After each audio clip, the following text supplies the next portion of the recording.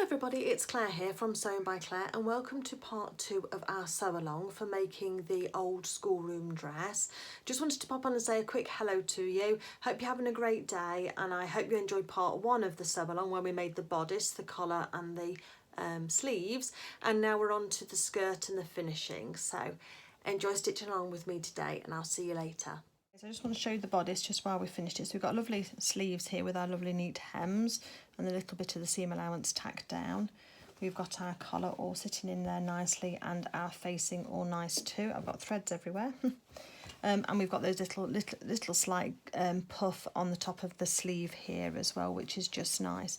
One thing I didn't say was that if you are doing a full lining, then when you sew your sleeves in, sew your sleeves into your fashion fabric first, and then when you neaten your edges, just lie the edges of your sleeves up against the edges of the bodice and the sleeve and then zigzag that all together.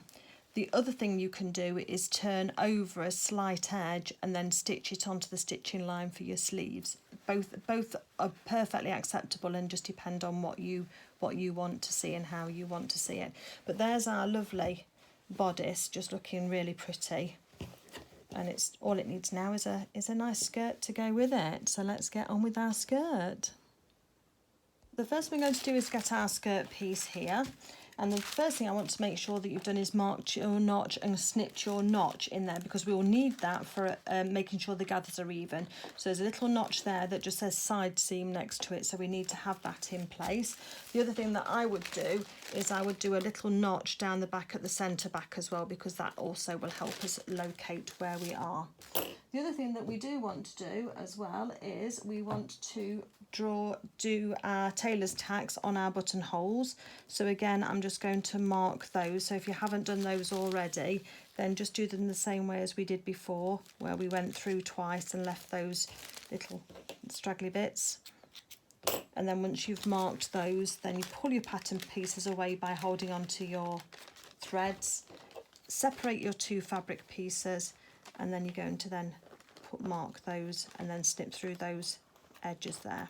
Okay, we do only need, because on if you're going to do it the girls' way of wrap over in terms of the bodice, then the right side as you're wearing it is always on the top.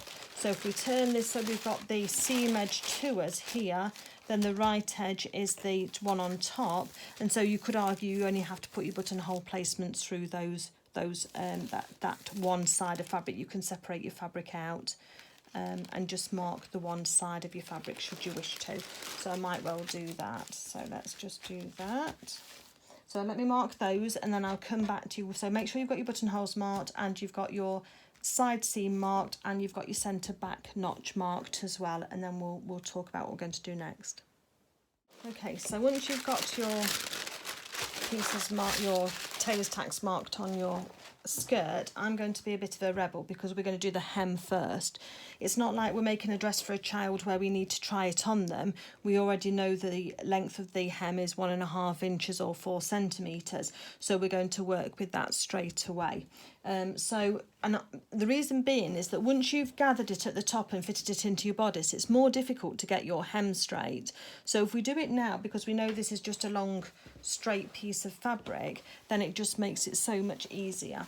So if you get your pressing surface together and your iron, and then whatever you're going to use to measure your hem with, and then we're going to measure up 4 centimetres.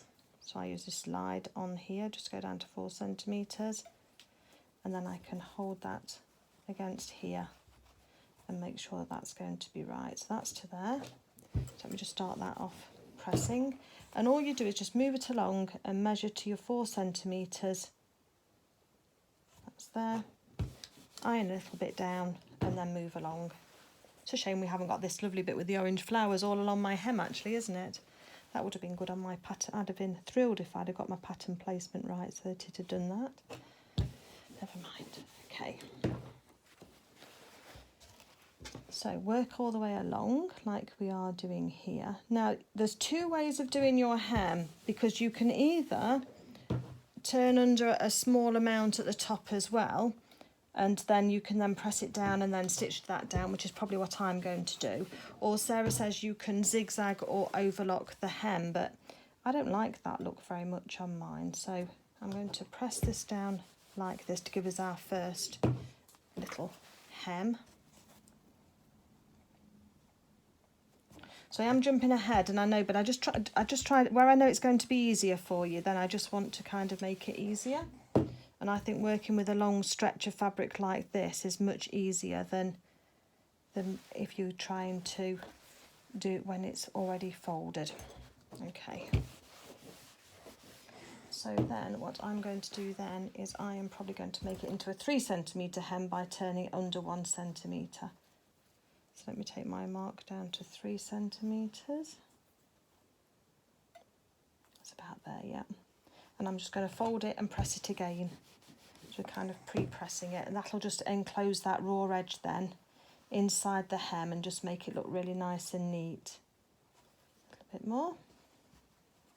I think you can see what I'm doing, can't you? Yeah. It's fairly obvious as well what I'm doing at this stage. You're just trying to make it nice and neat and make it nice and even, so that that'll all look beautiful when it's all and straight when we sew it up on the other side.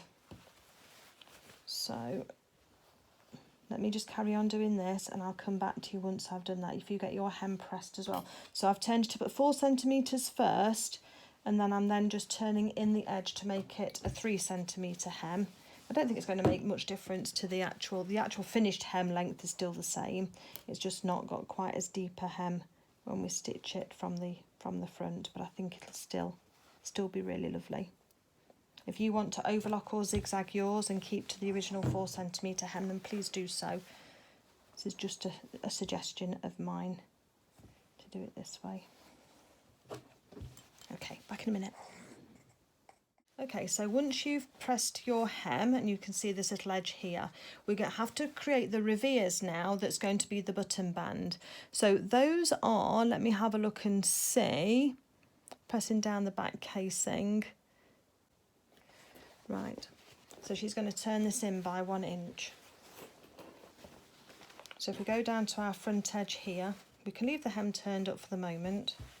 We're going to then fold in a 1 inch edge along here. So let me just adjust my seam gauge so that I can lie on the fabric.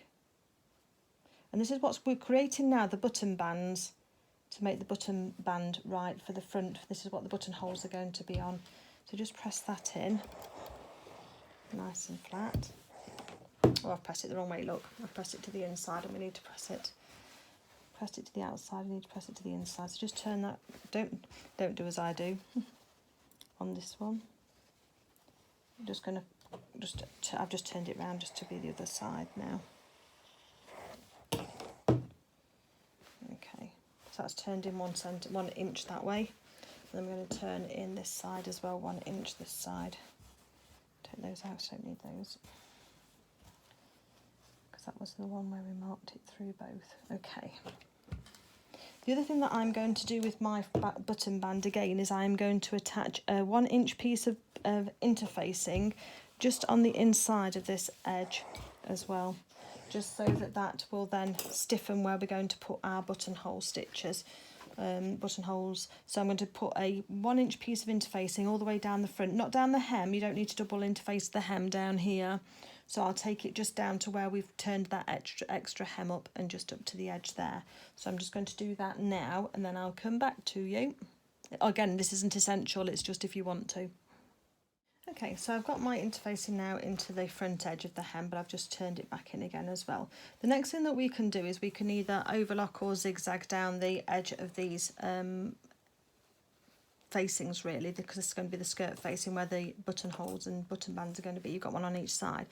The first thing that we're going to do though is Sarah says to fold this back on itself and then to stitch along the bottom of the hem there, and then you'll turn it round, but I think we can do a nicer edge than that. So we're going to do what's called a mitred corner on this hem. So we're going to take a Frixion pen or a chalk, so this is a heat erasable pen, and I'm just making a little dash just where the edge of the hem folds up. It's literally just there on the edge of the facing.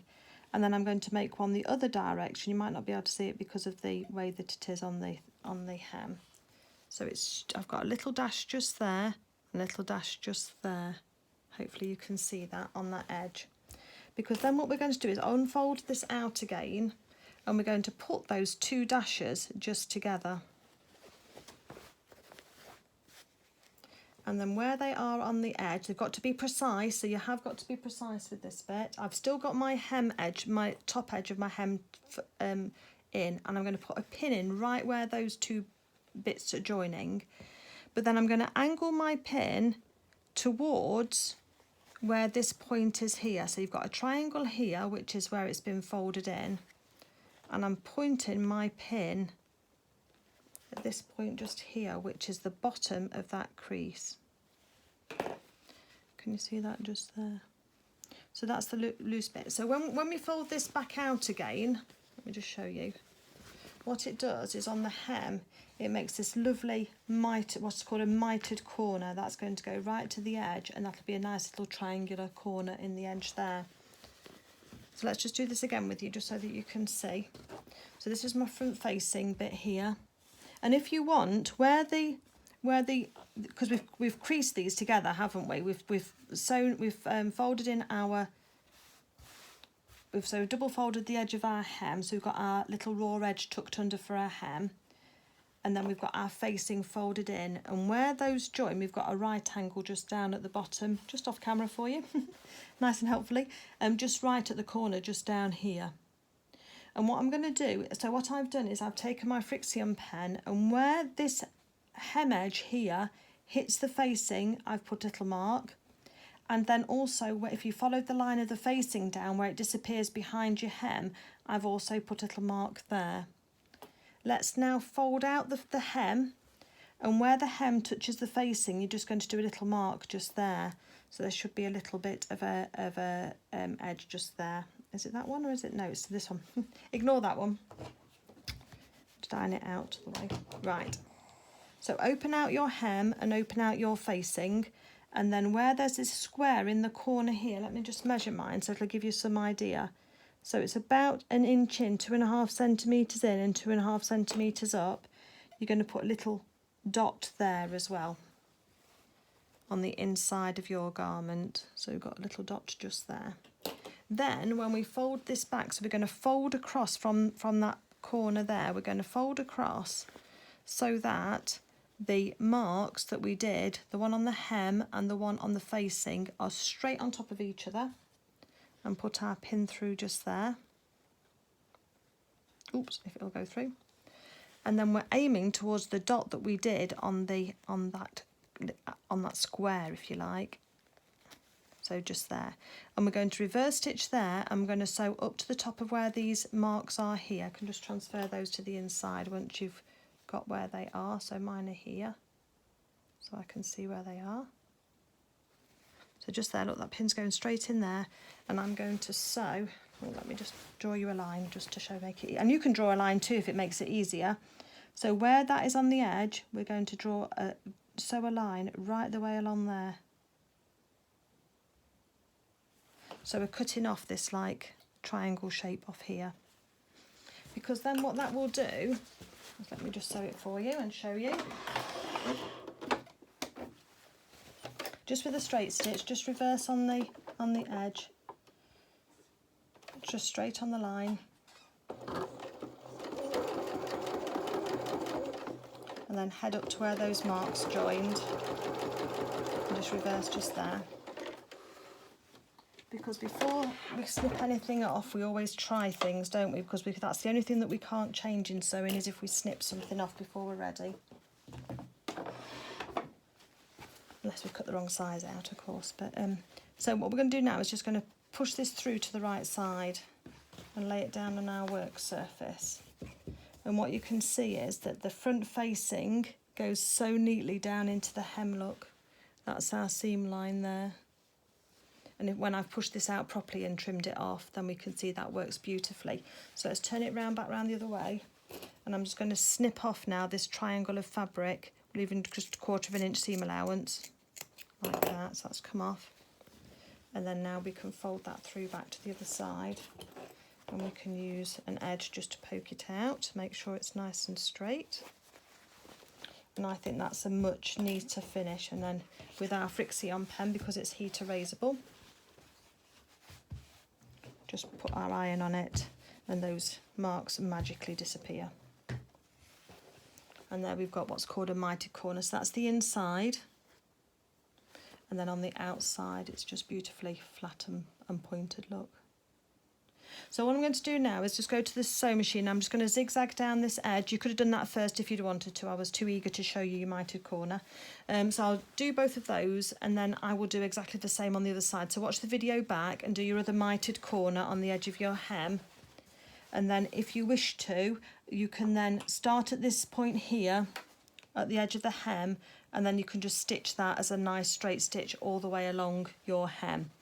Don't go up the facing yet because we need to open that out at the top in order to gather that, and that needs to be sewn to the edge because that's going to form the facing on the edge of the where is our bodice gone?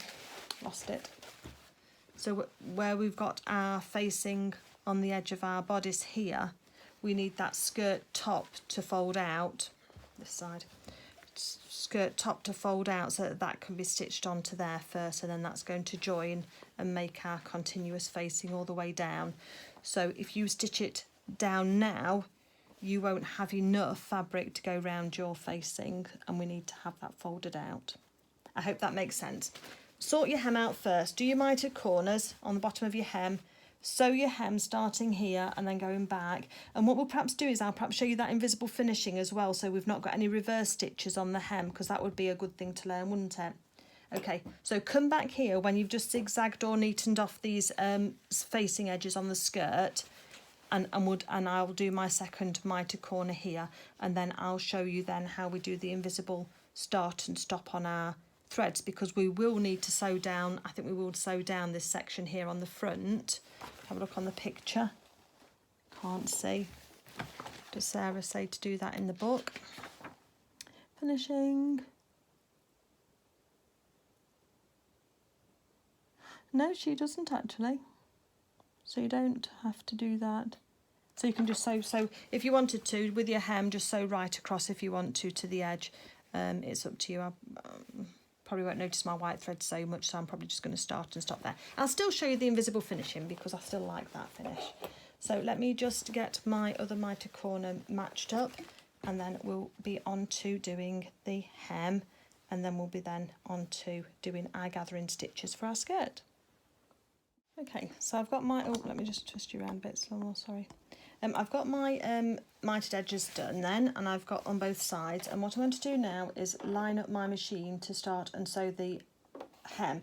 Now you can go straight across to the edge if you wanted to, it's up to you, and maybe we should on the, that's going to be the button side, this is the buttonhole side. Again, it's just trying to make it neat, you know, and make it look really spot on all the time. We're just going to start at this edge here, so I'm starting at the edge of the facing, so the junction where the facing meets the hem, and I'm just going to make sure I'm on the right stitch, onto my zigzag stitch, and put my tension back to where it needs to be. Okay, and I'm going to increase my stitch length up to 3 because we're going to be top stitching, so I usually use a longer stitch when I'm top stitching. So I'm now I'm not going to reverse, I'm just going to start sewing. So now I just start sewing along my hem, and I've just got my placement marked on my hem as to where I am. So I follow a place on my presser foot and run that along the top of the hem, and then my needle is inset slightly from that. You want your hem to be nice and straight, so take your time. Use your speed button if you've got one, just to slow you down a little bit. So it's a better use of your time to take your time than it is to have to spend your time unpicking.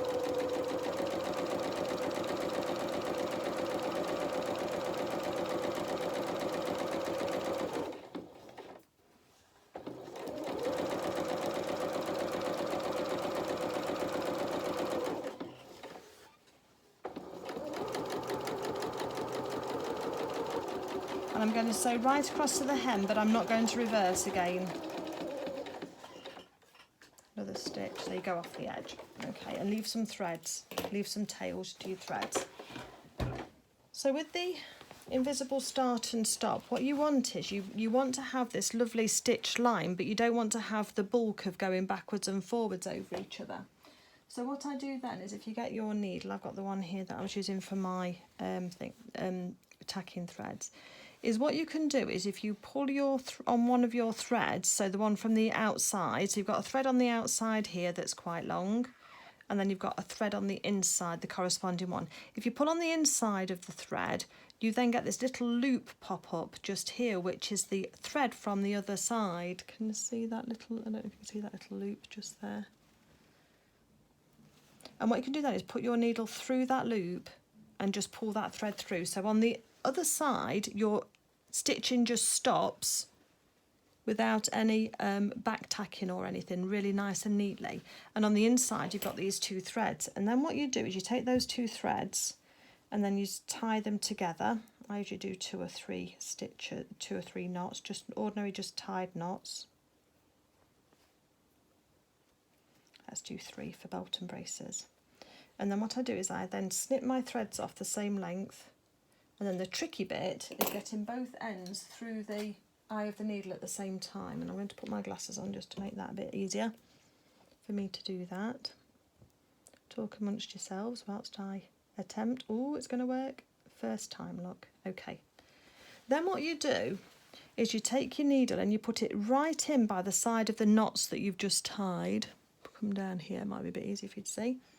And you put your needle in right by the side there, and then in this fold over that you've got at the top of your hem, you're going to run your needle through that channel.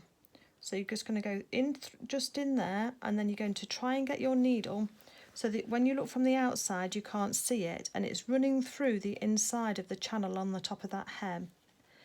Go in about 1 inch, 1.5 inches, and then push your needle out through the edge of the hem. Oops. And then pull on your, if you can, pull on your needle, and then you're going to pull that, and then give it a little tug, and you'll pull those knots into the hem. And then what you do is you just snip your threads off in line with your hem, put a little bit of tension on them, and they'll pull back into your hemline. So on the front here, if I move that bit of thread that's out of the way, your stitches just start and stop. Trying to see if you can see that or not. But there's the end of my thread just there, and it's just stopped. There's no reverse stitching, no nothing, it's just stopped. And then on the inside my hem has just stopped as well, no start and stop. And if we go to the other end now, where we went off the edge, now I've gone off the edge on this side because this is the side where the buttonholes are going to go. And so if you think about this hem when it overlaps, you want that to run onto the other one like that at the same height. So we stopped that one short. You could have taken that one to the edge if you'd have wanted to. It's up to you. I don't know why I didn't, but I just didn't want to. And then we've got these 2 stitches on the edge of the hem. So we're going to do something similar, but this time I'm going to tie these threads in a knot over the edge of the dress, but I'm just going to try and have the knot slightly to the inside. I'll show you in a second when I've got it off my work surface, just to show you. So there's my knot, look, just on the inside. So on the outside, the last stitch goes right over the edge, just there. And then on the inside, my knot is just there, just to the edge. And what I'm going to do with this one is, again, take my both threads, snip them so that they're the same length if you need to. Sometimes licking the ends of your threads do just help. It's a real thing. It's not just a myth that some dressmakers do or dress sewists do. And you're trying to get both threads through at the same time. And then you're going to then go on the enclosed side of your hem, right in by where that knot is, and just pick up one side of your fabric, not both sides. Just takes a little bit of patience just to get it so you've just got one side. Like that, look, so you can't see my needle going through on that side, but you can see it's come through here. And then I'm just going to push that along that seam so it's not going on the other side. And then it's going to come out about 1 inch, 1.5 inches again. And then you're going to pull on your threads. They should just pull straight through. I don't know why it's tagging up, that one. There it is. Okay, straighten it out again so it makes it nice and neat. But if you give a little tug on it while you're holding on to the edge, you'll pull those knots in and then take needle off, and then put a little bit of pressure on your threads before you snip them, and then when you pull that flat, that will then disappear. And you've finished off that hem without any reverse stitching again. I mean, these things are the bits that you might think are not necessary. It's up to you. Some people love learning these little bits and bobs, and other people think, oh my god, that's too much. Just do what suits you. There's no judgment from me. I won't ever know which one you've chosen. But that's the edge of the hem. So we've got the hem all done on our skirt now. So the next thing that we're going to be doing is the gathering. So let's get ready for that. Okay, so what we want to do now is make sure your stitch is on a straight stitch, and we're going to make sure that our tension is lower down. So I've taken my tension down to a number 3 from a number 5.5 where it was. Now remember, we folded in this edge here along for the facing. We're actually going to start at that point for our gathering stitches, because we don't want any gathering on this facing edge here, because that's going to fit onto the facing and that needs to be flat. But our gathering does want to go right up to this folded edge. So we've got that's our machined edge going up from our hem. So if we fold that out, you can put a pin there if you want to, just so that you remember where it is, but I can see a bit of a folded edge, so it's not too bad. The same on the other side as well. So where your edge is, again, just put a pin or something just down in your work so that you can remember that folded edge. But that's the folded edge that goes up for the hem again. Okay, we're going to change our stitch length now, and I'm going to put mine onto a number 3 because that worked really well for me. So stitch length wants to be onto a number 3, which is great. We've taken our tension down, and we're going to do 2 rows of stitches along here now, and we're going to do them. Can you remember how we did them on the top of the sleeves here? So we did 2 rows of stitches on the sleeves, didn't we, to put those in? We're going to do the same with here. So let's have a look. I'm going to do my first one about 0.5 centimetre down, and I'm going to do my second one about 1.5 centimetres down. What has Sarah said to do hers? 0.5 centimetre and then 1 centimetre, she said. So that's I said 0.5 centimetre and 1.5 centimetres. It's fine, whichever it's there or thereabouts. Let's do the 1/2 inch first. Make sure you don't sew over your pin at the start. Align your stitches up to do that. Leave yourself some tails on your thread. If you've got a machine that cuts off the threads, you want to leave your tails, because we need to gather those up. And we're going to go through the whole width of the skirt along the unfinished edge. So we're working on the opposite edge to the hem. This is the waist seam now, and we're just going to do those stitches all the way along.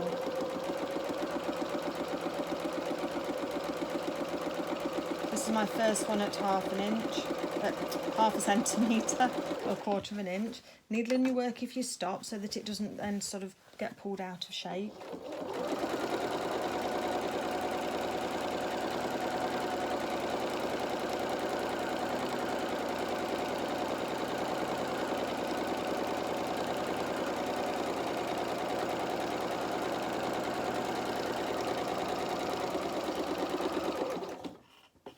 Just move your tailor's tack threads out of the way. We don't want to stitch over those, and take your pin out at the end so that you know where you're going to, but you just need to keep an eye on there. And then when you get to that point, just take your needle out of your work. Hold on to your needle so you don't bunch those up just yet, and leave yourself a long tail. Then go right back to the beginning where you started. Move your other ones out of the way first, and then you're going to then sew your second row of stitches about 0.5 centimetre, about 1 centimetre away from the other ones. The finer your stitches, the finer your gathers will be. The bigger your stitches, the bigger your gathers will be in terms of the amount of fabric that is gathered up with it. I like a nice fine gather on mine. And some people actually advocate having 3 rows of gathering stitches. Don't ever try and do this with just 1 row of gathering stitches, because you'll get yourself into a mess, and I'll show you why in a minute.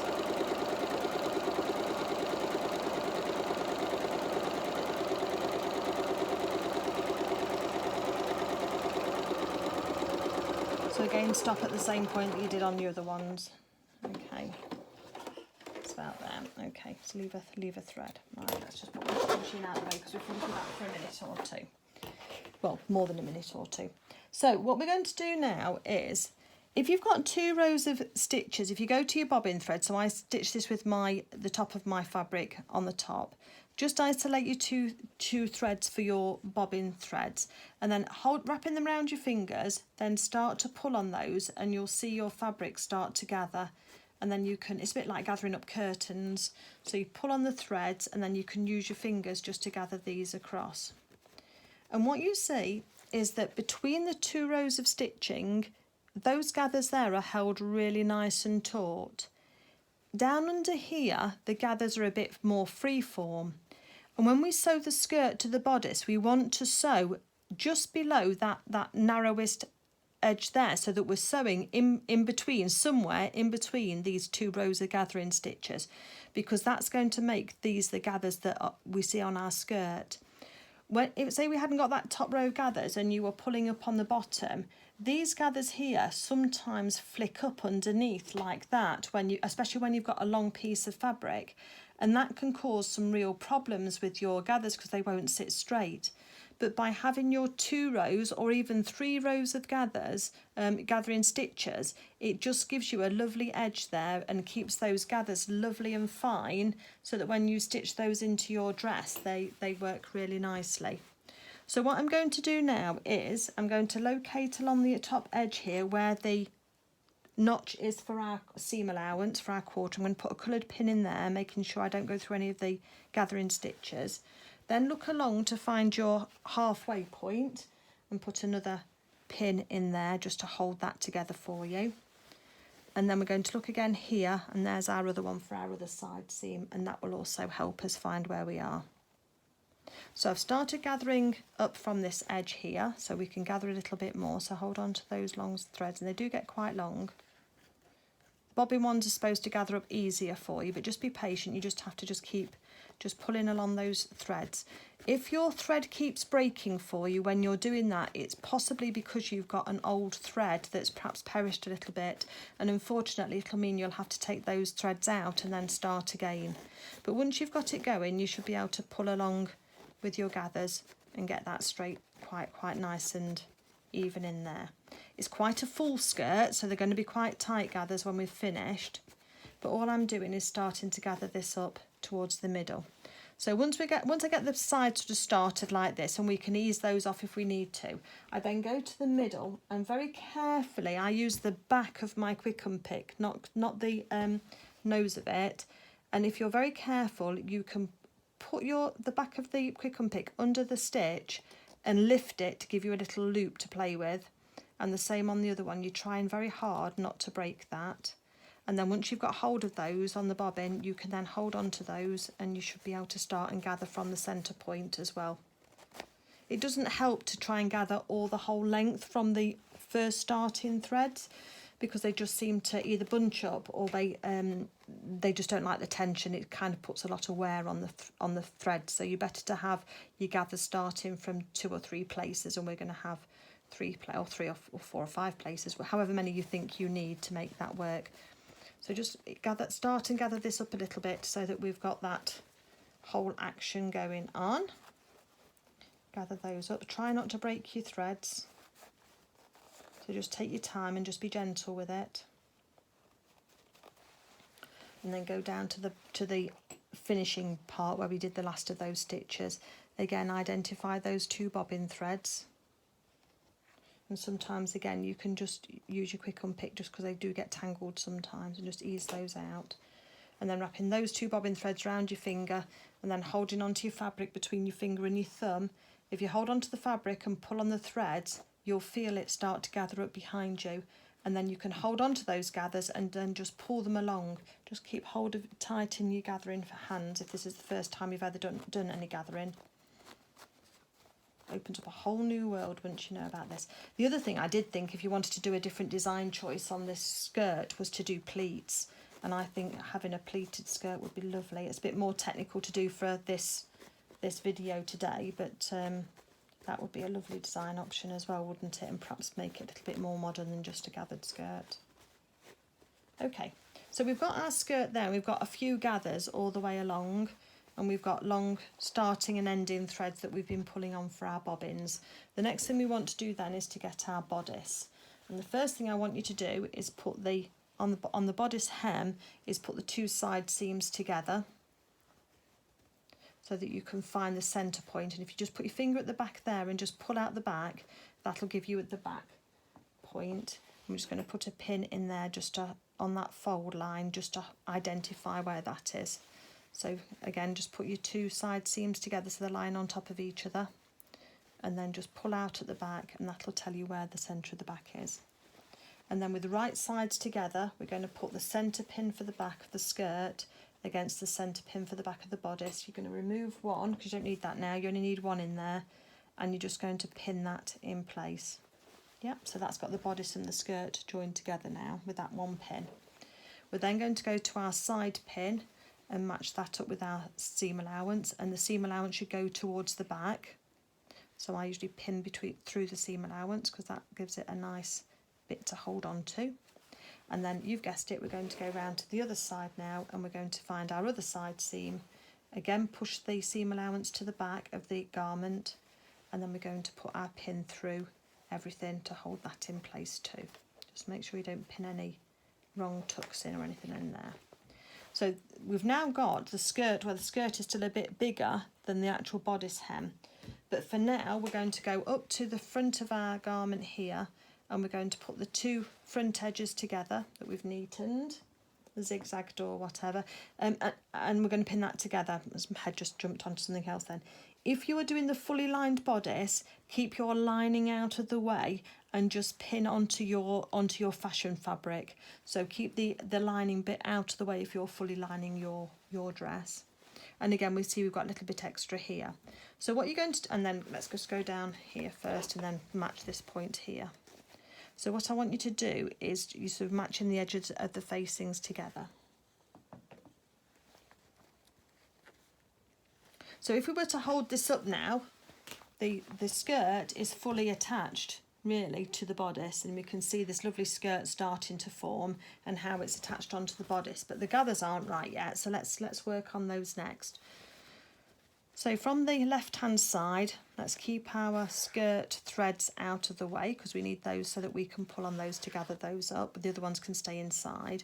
And you can see that at the edge where the facing starts and stops should be flat, so there's no gathering here at all. And then we've got our bodice top and our skirt, and I can see that there's more room in my bodice at the moment. Can you see how it's gaping down?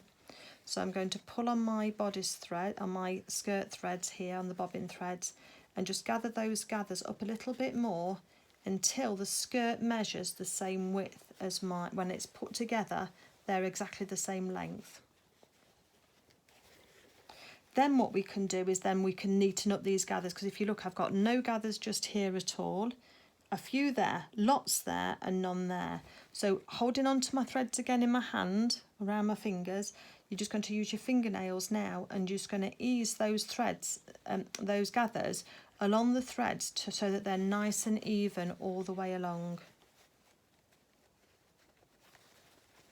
It does just take a little bit of time and a little bit of patience. Make sure you're just not adding any extra length at all to your bodice, to your skirt, because we want that to sit just really nicely on top.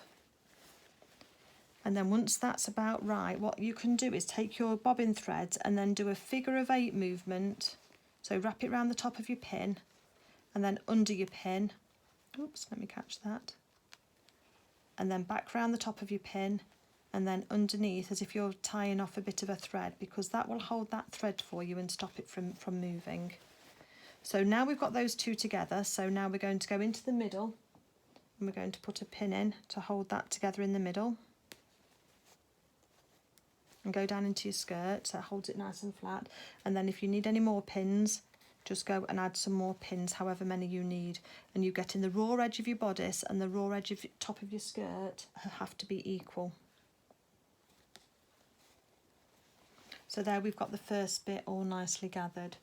So now you can move on to the next section. So now we can see there's a big difference here between these two edges. But I'm going to go to the centre point where those threads were, isolate my threads that I'm working on to the left, And now I'm going to pull on those and ease my gathers along until they are the same length.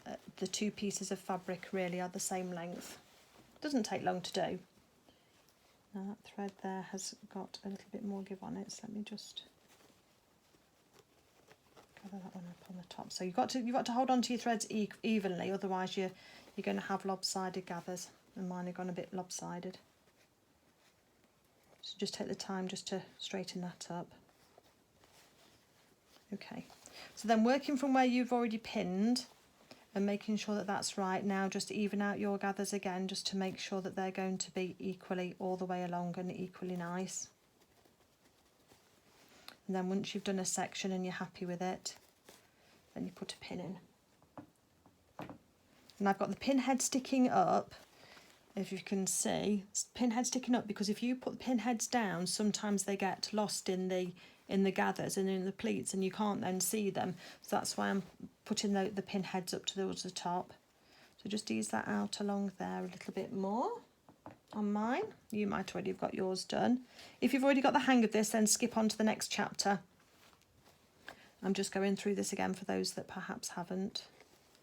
And just make sure that where your pins are, where you centre back, you don't want to have any, you don't want a bald spot. You don't want a flat spot really, do you, where there's no gathers at all. So take your gathers right up to your pins. And sometimes you don't have to wrap your threads around, it just depends if they start undoing or not. And then we're going to move on to the next section, but we're working from the other side of this centre threads now. Get the right ones isolated. Just use your quick unpick if you need to. You're not trying to cut through the thread, you're just trying to use the point of it just to isolate them for you. And then again you can start and gather those, tighten those up a bit until the two pieces of fabric are the same length.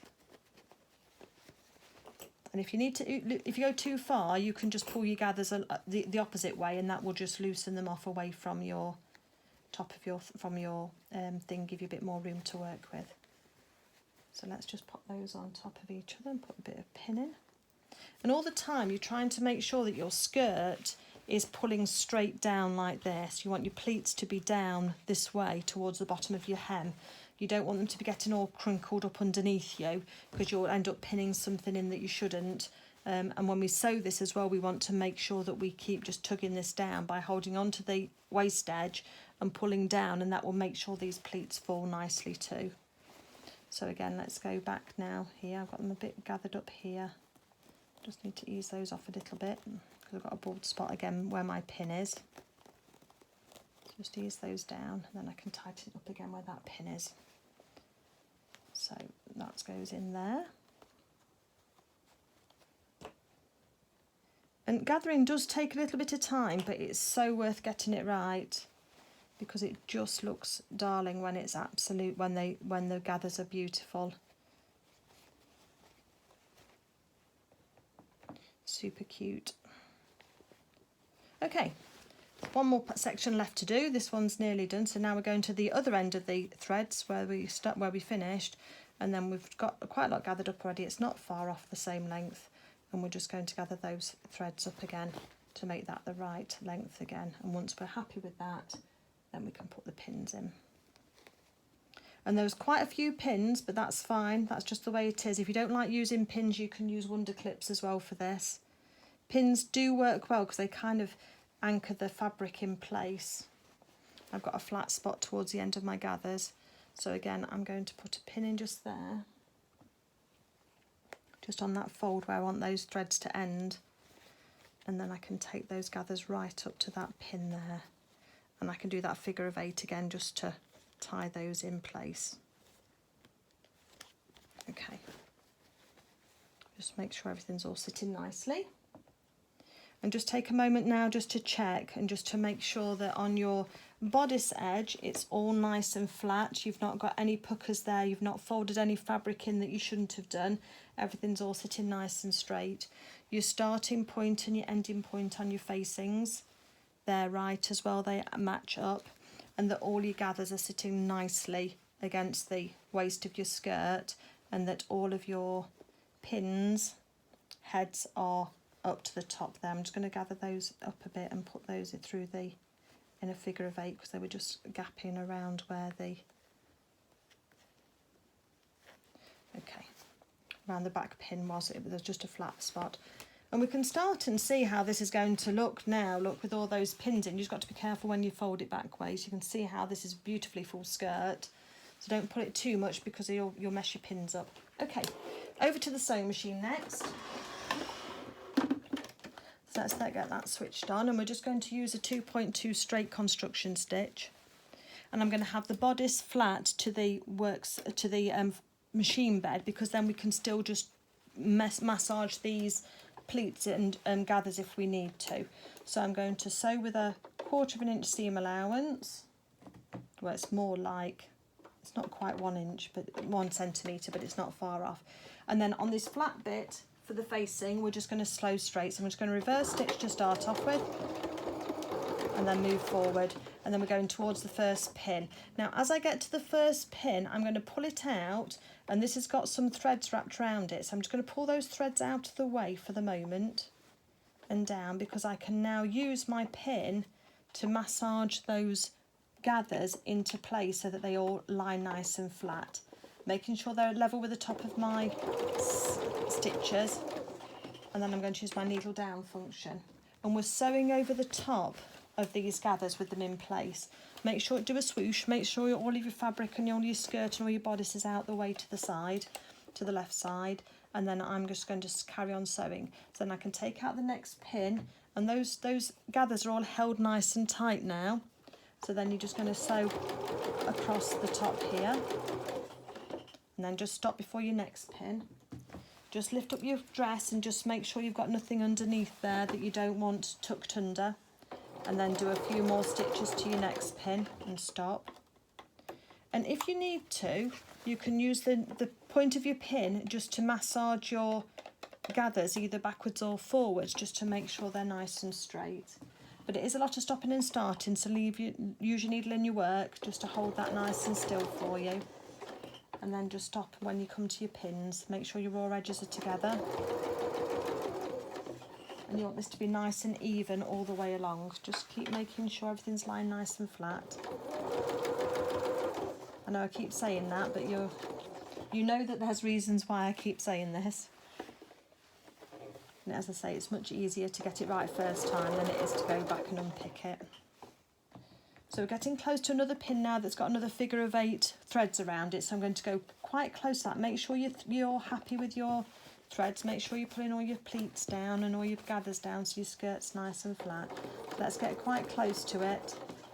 And then I'm going to take the pin out, and then I'm just going to pull on the threads and just pull them down so that they're out of the way, so they're not in a figure of 8, because that makes it a bit more difficult to unravel them and pull our threads out at the end if we sew in that figure of 8. Okay, so I'm just going to move those along with my fingernail, because that was a bit bunched up in one place, a little bit out on another. So as I say, this is why you can just do those final adjustments.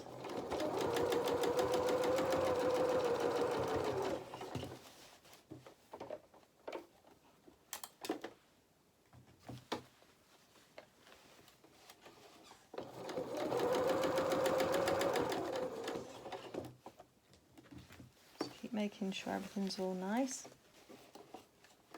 and pull it, make sure it's flat. You might have to pull it because the bodice might need to curl round towards the front of where you're working from the underneath, but so long as you're flat underneath where you're going to be stitching, then you'll all be good.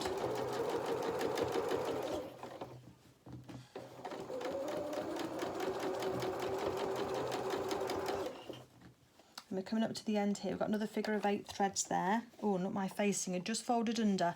So again, just make sure that's all nice and flat and not folded under. So get close to where those threads are on the figure of 8. Take your pin out and then just pull them so that they come down straight, so they're not going to get tangled. And then we're going to go off the edge of the facing where there's no gathering at all, and then we're going to reverse. Needle up and out of your work and press the foot up, and then let's snip those threads off.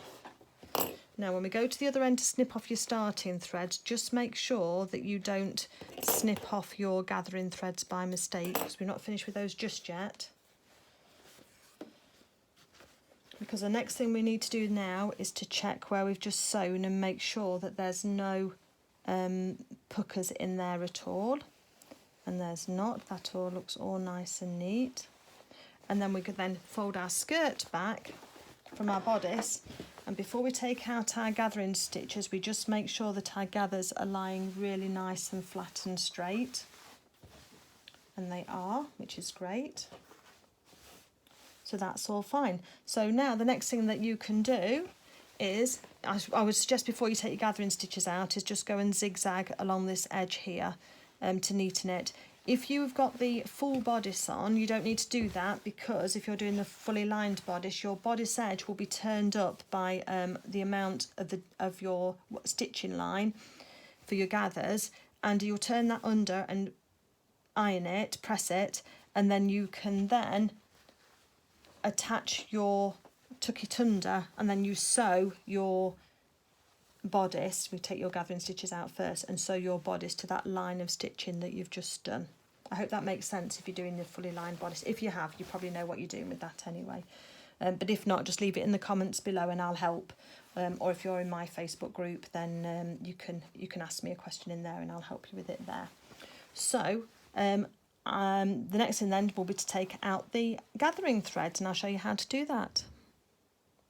Okay, so I've just zigzagged across the top of my bodice there just to neaten that. I've not taken the whiskers off yet because there might be some more generated when we actually start to take out these gathering threads.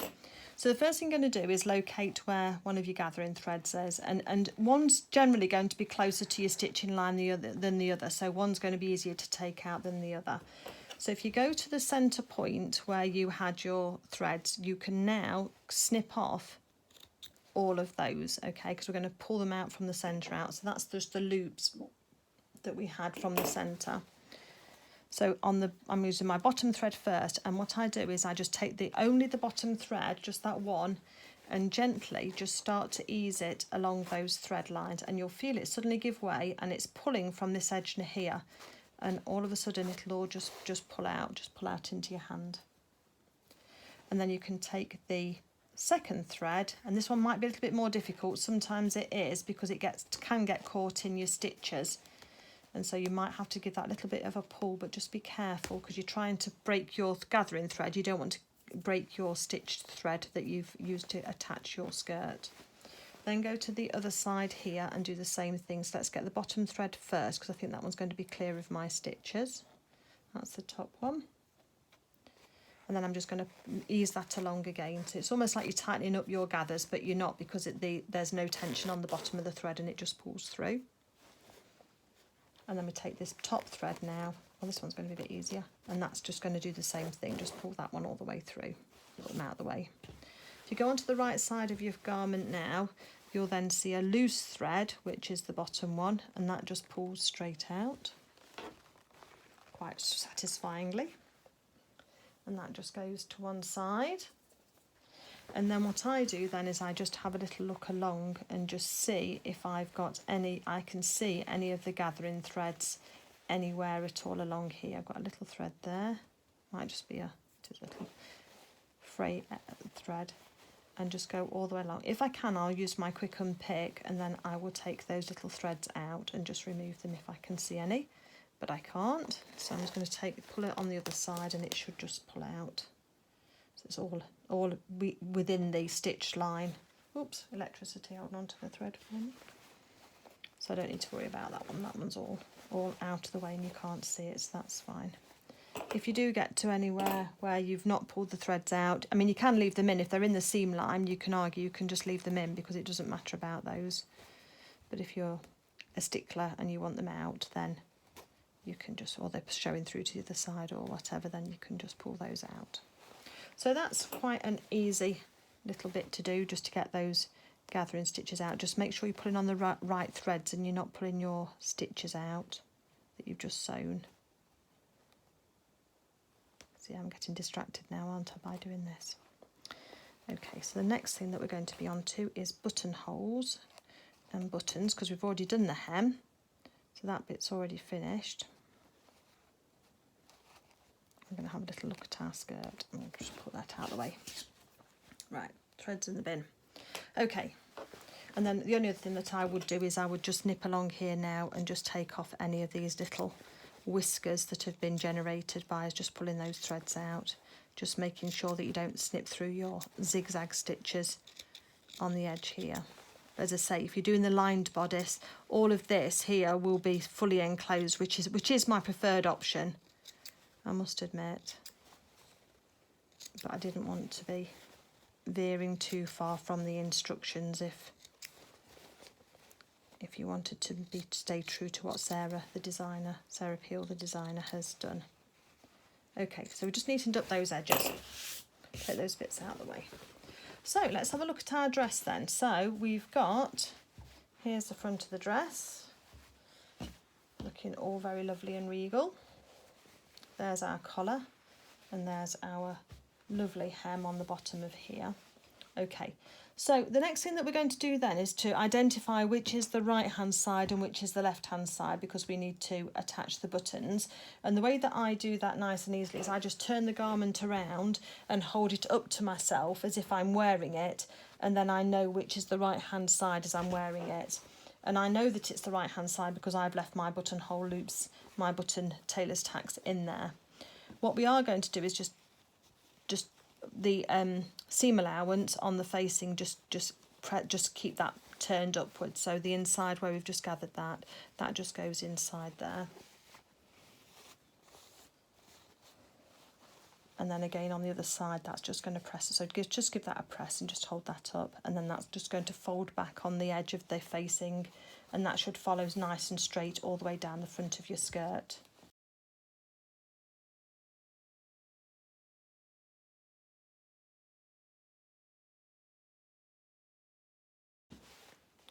So let's have a go at buttonholes, because buttonholes are a real pain in the neck sometimes. I've got a bit of thread there. 1 second, let me just get that out. I don't have problems with buttonholes where I have got just an even amount of fabric. So like say this second button down, that should be fine, or even the first one should be fine. But where we've got something that's close to the gathered edge, I have problems with buttonholes on my machine, and you may well do the same. So these ones down the skirt will be fine because they've not got too much bulk in the way. But these ones here, I'm just saying, you could try it and see how you get on. But the ones that are closest to the waistline, because you've got that gathering bulk, might be a problem for you. But we'll try and see how we get on.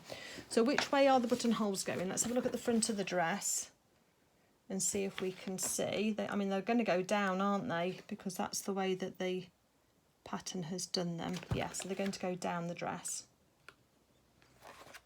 Just seeing if I can see it on a better picture. You can't really see it on there. Okay, never mind. We're going to do them down. Would be easy to do them going straight out, but we're going to do them down as per Sarah. So what you want to do is get your buttonhole foot for your machine.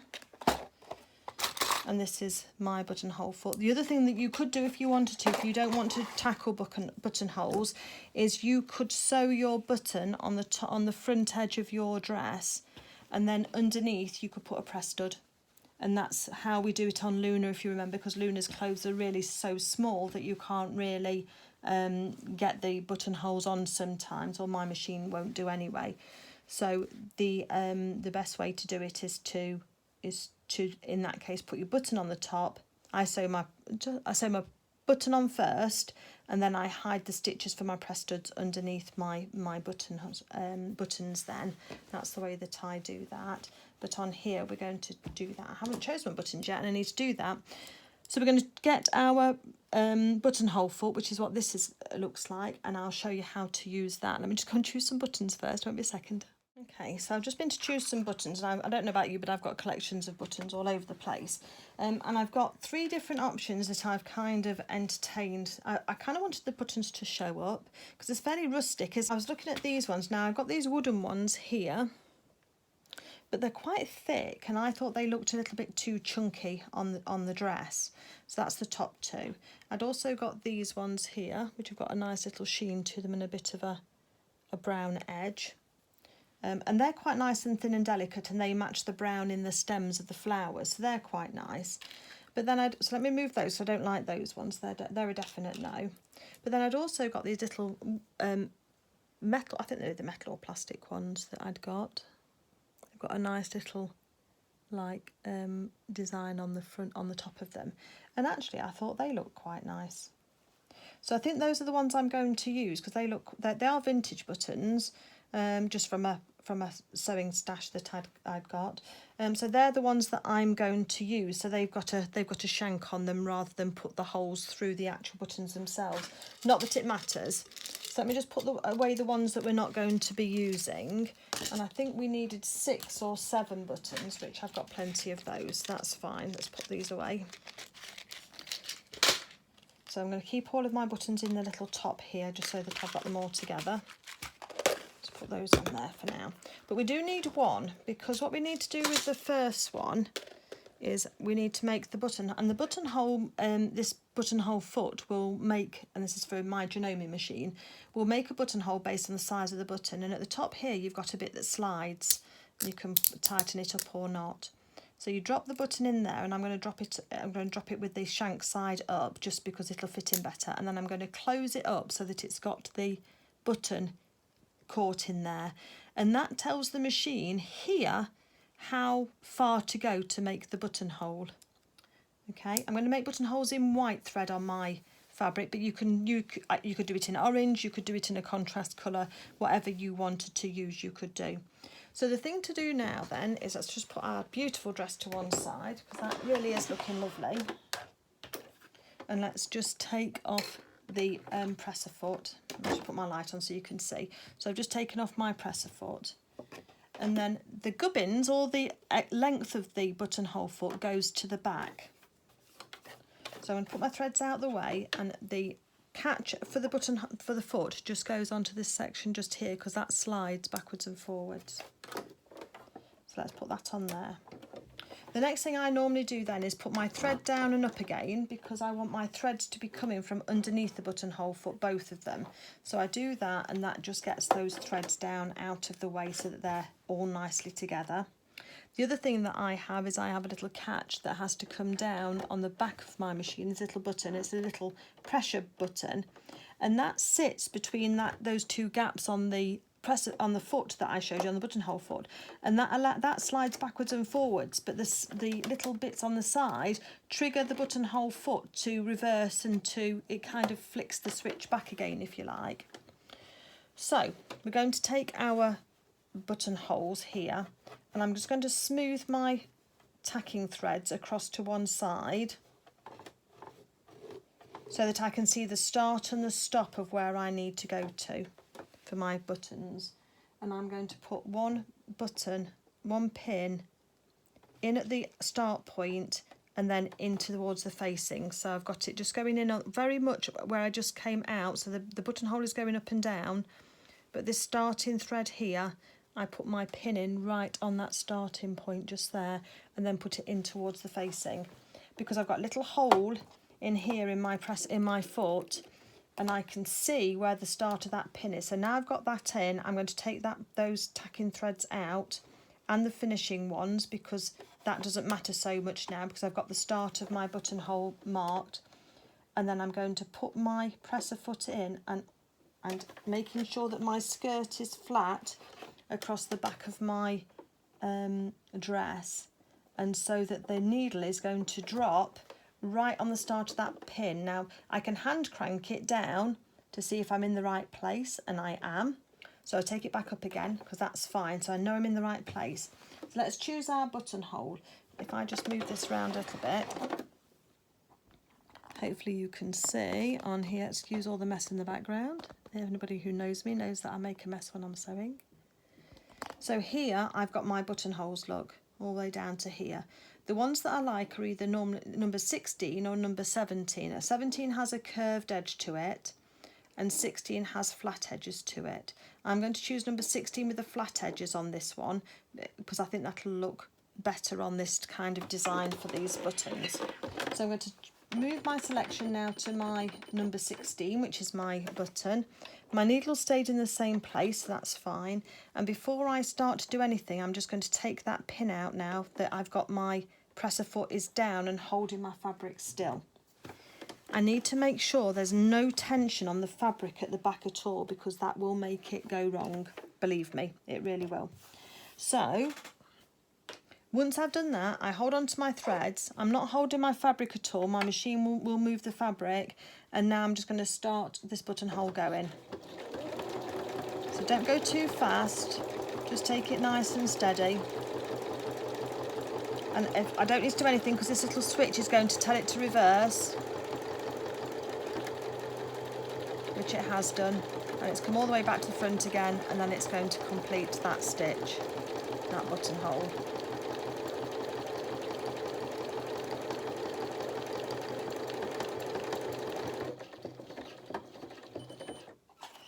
Okay, and then I can take that out. Now you can either snip off your threads close to the work if you want to, depends on how much time you've got, or you might have guessed I tend to thread my threads back to the reverse. Oops, can't see there. Thread my sew my starting and ending threads back to the back of it, and then I knot them and then just thread them through the facing. But that's the buttonhole that's just done for me. And I'll come back to you in a minute when I've done some. Should I do some? Yeah, I'll do my buttonholes first, and I'll come back and show you how I open these up, because there's a trick so that you don't spoil your dress.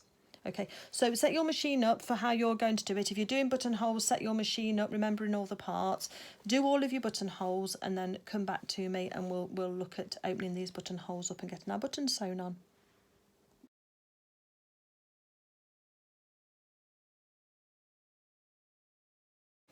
Okay, so I've got all of my buttonholes done, and I'm fairly pleased with them. One of them I just went over the tack-in thread a little bit, which is pulled out, so that's good.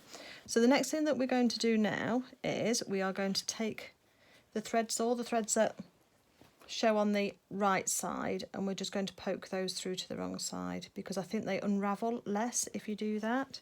So literally just where the thread comes out, just push it through, and just push it through to the other side.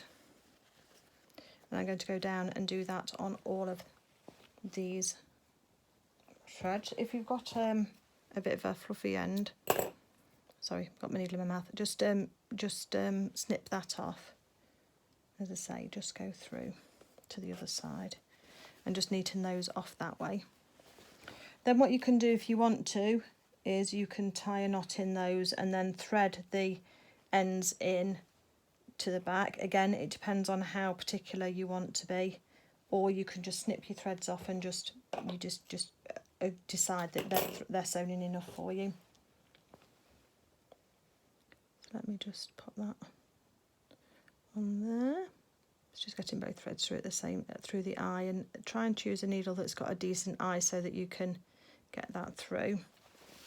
And then all you need to do is just thread those threads through the zigzag stitches at the back of the buttonhole, just down for some way. Press on your work surface if you need to, and that will just make sure that those buttonholes never ever unravel then.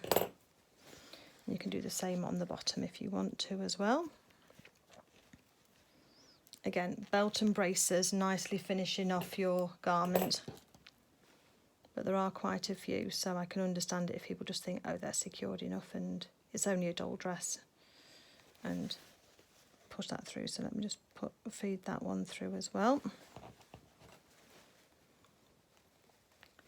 Sometimes they're a bit tight on the stitches on the back there.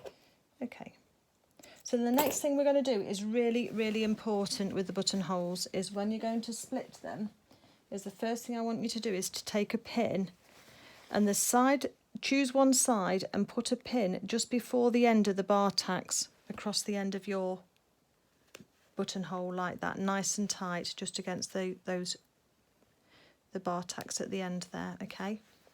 Because then you're going to take your quick unpick, and you're going to use the point of it, and you're going to go in between the two rows of stitching, and you're just going to keep your thumb at the back, finger at the back there, so you don't go too deep, and you're just going to just gently just wiggle your quick unpick until the point is just going through to the other side and you can feel it with your finger.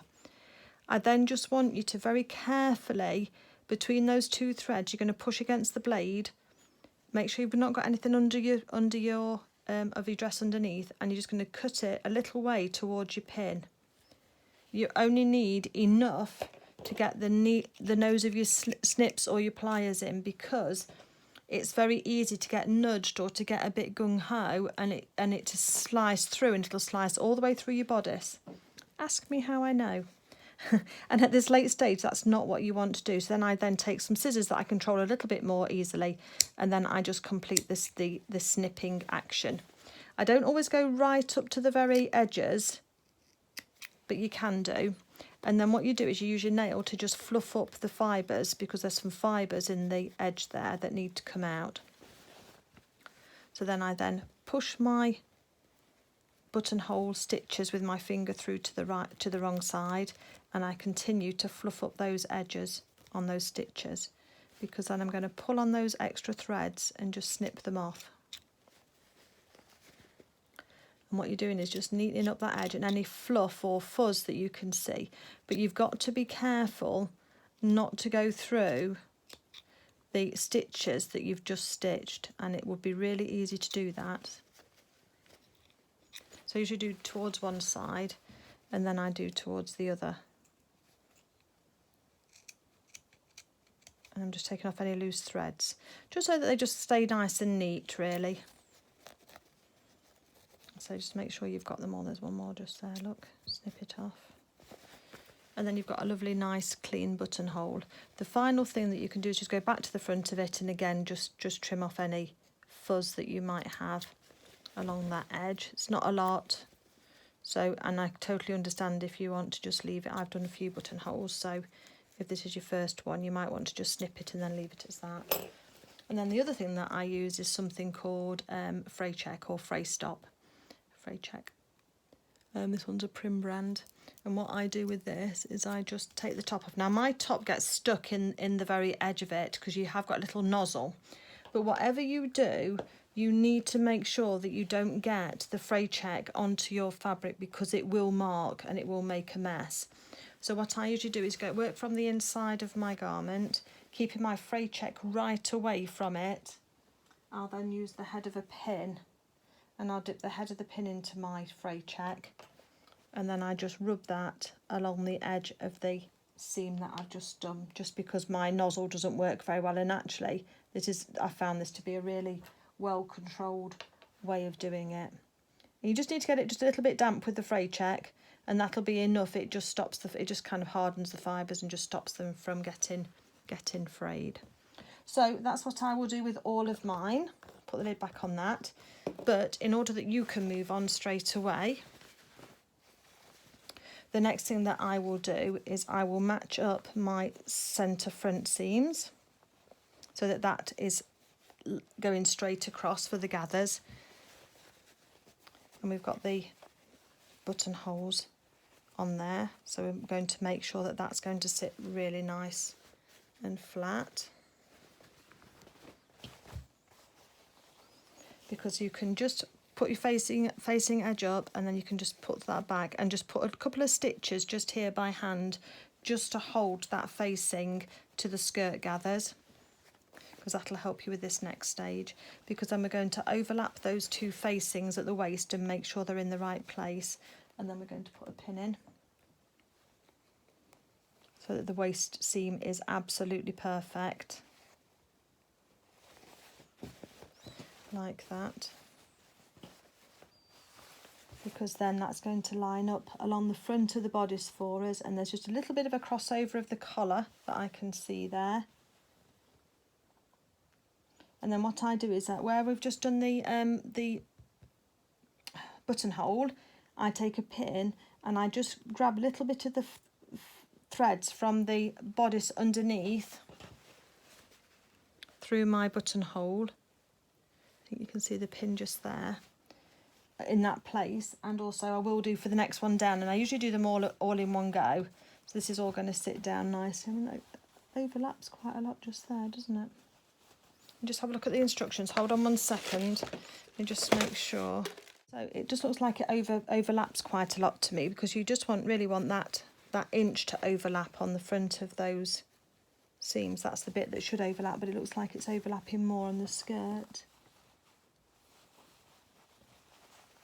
Yeah, I've got it overlapping too far. This is why we have to check these things. Just make sure your waist seam is matched up correctly. And then that should then go down the front of your skirt.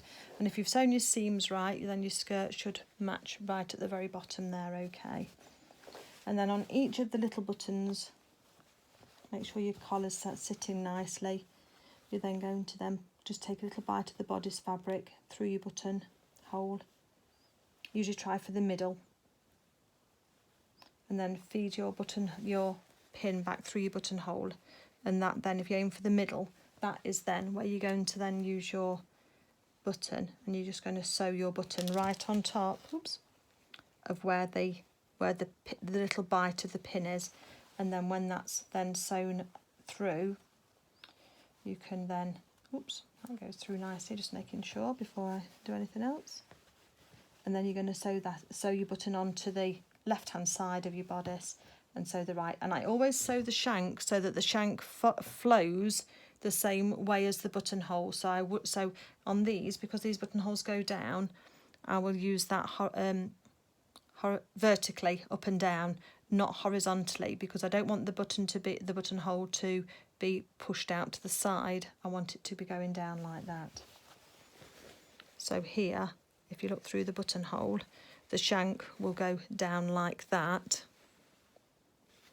and not like that. Can you see the difference? So I'm not having the buttonhole pushing the shank of the button pushing the buttonhole down. It's going to sit just nicely, so it just pokes through in the same direction that the buttonhole is going. So that's the next stage. So then that's the finishing touch. I know that Sarah said that if you want to, you can sew down the facing if you want to, down around the front here and around the back. I don't think there's any real need to. The only thing that I probably will do is sew the facing just on the top of the shoulder seams there, so that holds it there on the inside there. And if you wanted to just sew the facing down along the back there, so the stitches will be hidden by the collar, then you could do just from a shoulder seam just all the way down into the other shoulder seam. Again, just finishing touches, whatever you feel like you want to do. But yeah, that's our Meadowsweet dress. So let me get the buttons finished, and then I'll turn the camera around and I'll have a quick chat with you for a roundup. So it's Claire again back. This is the finished dress, as you probably saw in the intro anyway, but I just wanted to pop back and show you the finished dress as we've all completed it now, just as a little bit of a roundup. So we've got all the buttons on the front. It's beautifully finished. We've got the lovely hems and the cuffs and what have you, and that just looks really, really lovely. Now, obviously, Hamish isn't the intended recipient of this dress. This is because Hamish is a smaller character, but as I say, it's just for Flora or for Bramble normally. And just to let you know, I have ordered the kit, the fabrics for Bramble, so there will be a sew along coming probably in June or July for making a Bramble. So if you're interested in Bramble or Eric, because really the processes are going to be the same, just a difference in the scale, then you'll be able to copy along with that. And I just wanted to say thank you to you all for watching. If you found value in this video, then please consider subscribing to my channel. I really do appreciate that. And also, if you're watching the video and you can give it a thumbs up, then that really does help show YouTube that you've enjoyed the content and that it might be worthy of being shown to other viewers as well. So that really does help my channel grow, and I really appreciate that. I put a lot of effort and time into the videos, and I hope that shows, and I hope that just by giving that little simple thumbs up or a subscribe, then it just really does make my heart sing, really. But thank you very much, everybody, for following along. I hope you've enjoyed it. I hope you've got a dress that you're really proud of, and I'll see you soon for another sew along. Have a great day, everybody. Bye.